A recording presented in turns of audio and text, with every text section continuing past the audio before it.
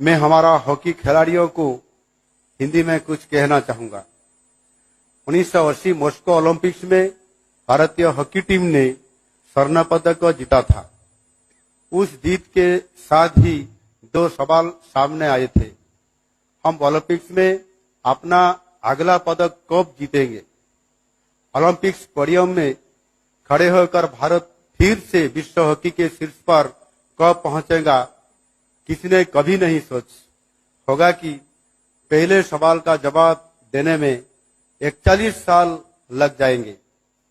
ऐसा नहीं है कि हमने कोशिश नहीं की।